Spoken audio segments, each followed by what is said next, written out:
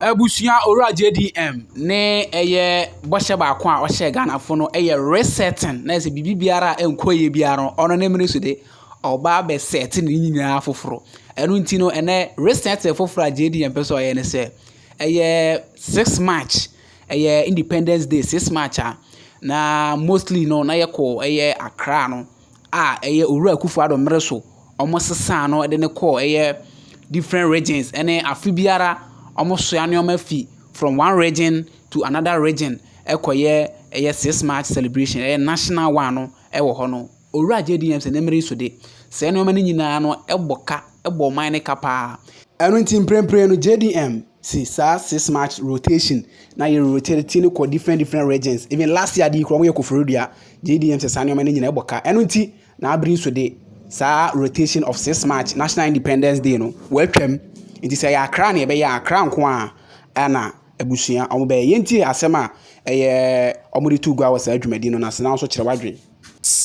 Briefing on activities leading up to the marking of the 68th anniversary of Ghana's independence. As you may recall, on 6th March 1957, Ghana gained its independence from British colonial rule. And since then, every year there has been national celebrations to mark that momentous occasion. In the last few years, however, there has been an effort to rotate the celebrations amongst various regional capitals. Now, whereas the intentions behind that may be noble, President Mahama has asked that rotational policy be suspended because of the need to scale down, and this has become necessary due to escalating costs. It has been discovered after some review that the rotation imposed additional costs, and therefore at a time when our national budget is severely constrained due to economic difficulties, it was not going to be sustainable to keep rotating the national celebrations. Indeed, if I were to put figures on how much it costs to hold these celebrations, you will find that depending on where the celebrations are sent, there is significant cost implications. For instance, the last celebrations that were held in Ghana cost the country a staggering 15 million Ghana cedis. And every time that it has been sent to a different regional capital, apart from Accra, we've had to bear such costs. In the spirit of cutting down on government expenditure, on non-essential expenditure, President Mahama has instructed that this rotational policy be suspended. In addition to this, the main celebrations, which ordinarily would have taken place in Accra at the Independence Square, has also become the subject of some rollback. President Mahama believes that yes, there is much to celebrate over Ghana's independence. It is perhaps the most significant happening in our entire history as a country, and he acknowledges the need to celebrate this in a manner that befits our status as an independent country. Nonetheless, he is also minded by the parlous state of the economy and the various competing needs, and the fact that there are critical sectors of our national life that do not receive adequate or anything near to adequate funding. He believes that at this moment in time, there is a need to reprioritize government expenditure. And one of the areas where savings can be made is this independence celebration. He believes that it is entirely possible to hold modest but significant events to mark this important occasion without breaking the national peace. For that reason, he has decided that this year's celebration will not take on the spectacular form that we have been used to over the years. Rather than a major event at the Independence Square, where there are contingents of men from the various security agencies and hundreds of school children, I beg your pardon, from across the country who march briskly to applause and cheers. We are going to have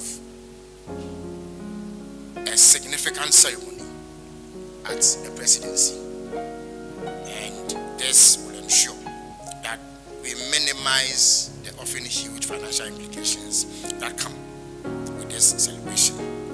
For that reason, I am going to announce a series of activities which will be held at the presidency, or if you like, Jubilee House, as it is now called. There is going to be a military guard of honor that will be reviewed by His Excellency the President. There will also be a cultural performance by two groups of basic school pupils. And then what we consider to be an impactful poetry recital by a senior high school student. Chiefs, religious leaders, basic, secondary and tertiary students, traders, political party representatives, and other sections of society will be in attendance.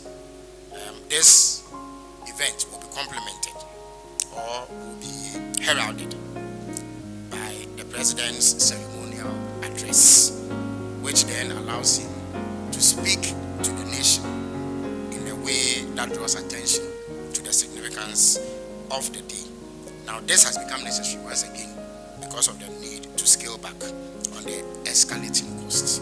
So I repeat, rather than the grand ceremony at the Independence Square, there will be a modest ceremony at the presidency.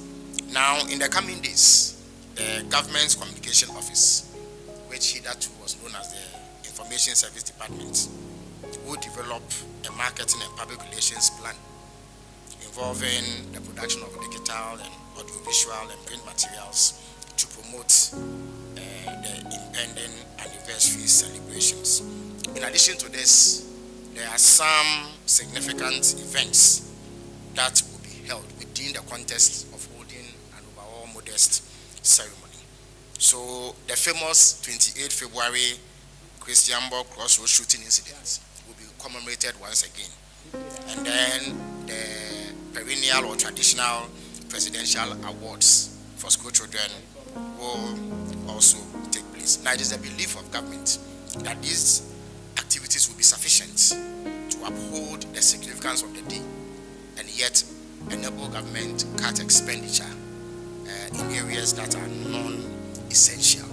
This, once again, has become necessary because of the need to fit all of these things within a constrained budget and refocus expenditure on the most important areas that require government's attention. So that would be a summary of what I have for you today. I will pause at this moment and take questions from the media. Let me indicate that there are members of the planning committee. The deputy chief of staff, Mr. Stanley, is here. He is the chairman of the planning committee.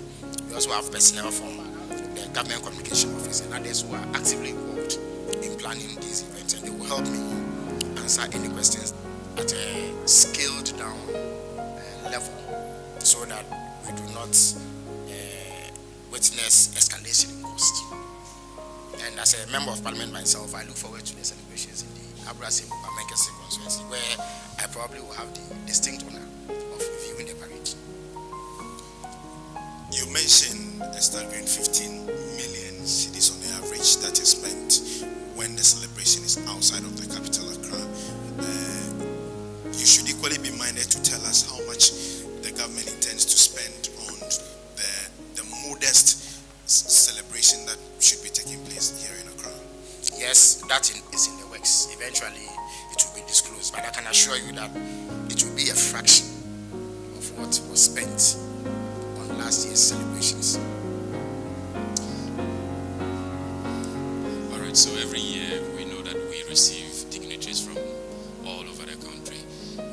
This modest celebration, are we to expect some dignitaries visiting or partaking in this celebration?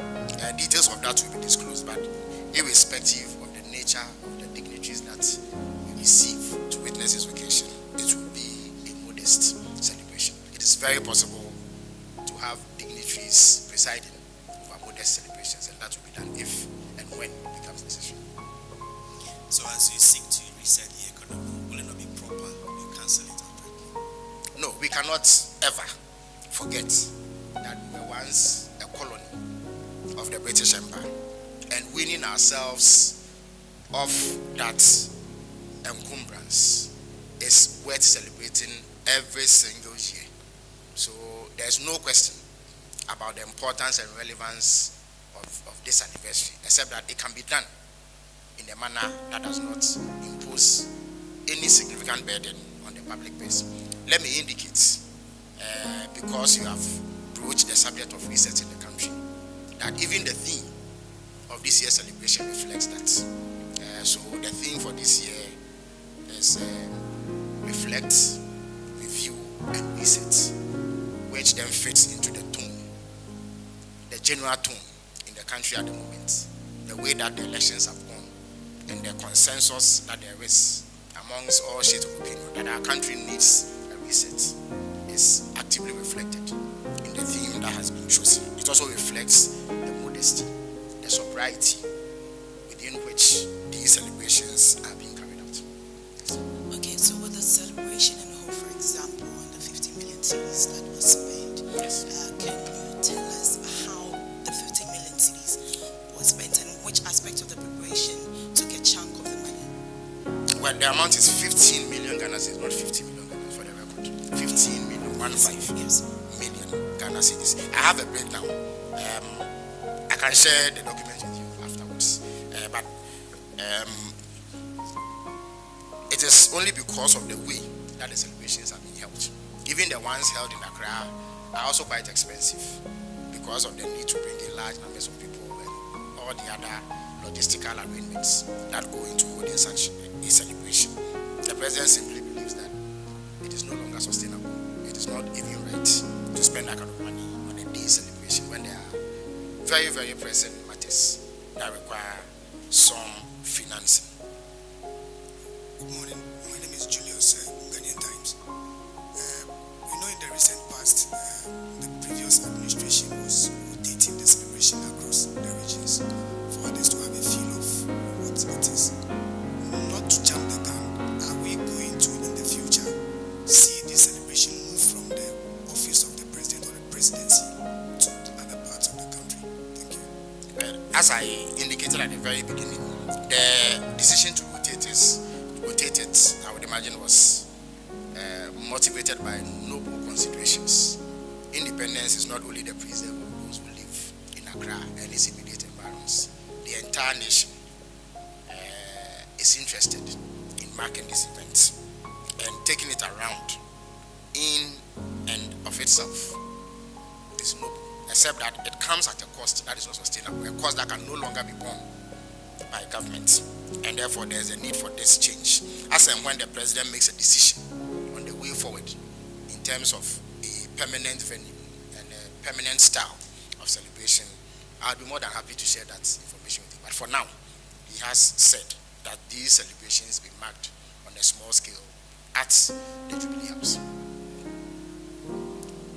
Yeah, you can come back if you have. So, 2 more questions and we'll be done.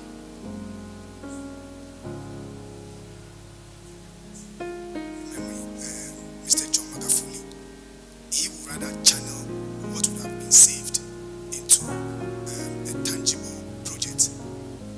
Are we considering that as well, so that maybe after 5 years we will see this celebration that the grand one that we've stopped having, this is what we use the money for?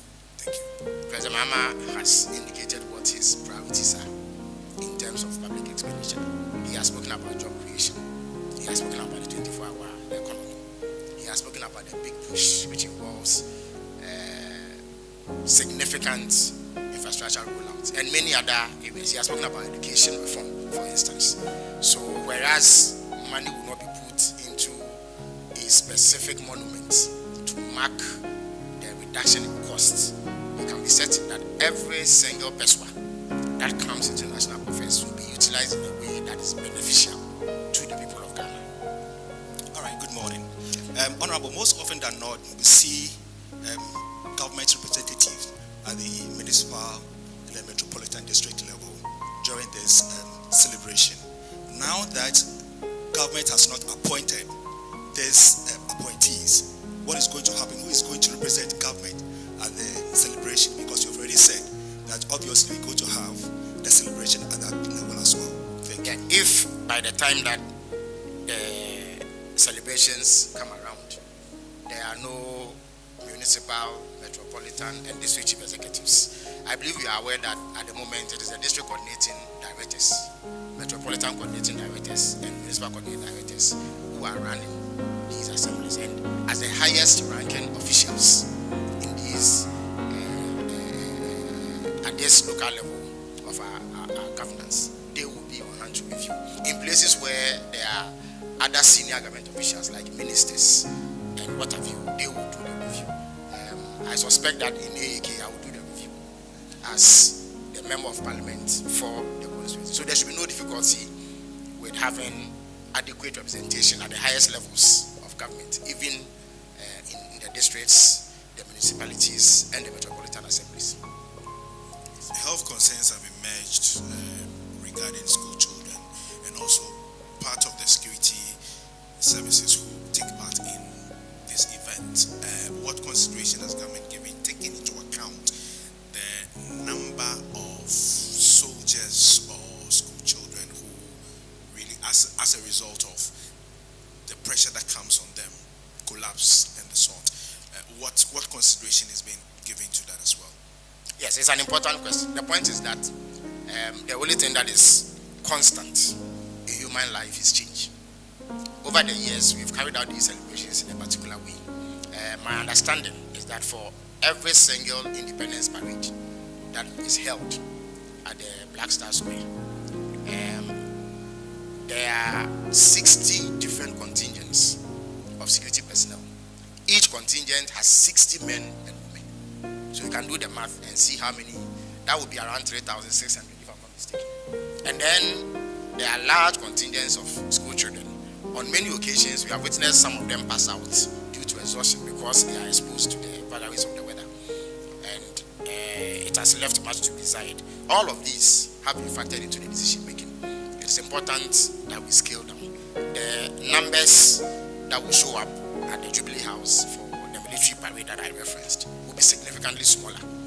And therefore, that also limits the chances of people passing out. The small numbers also show that the ceremony will be shorter, it will be briefer.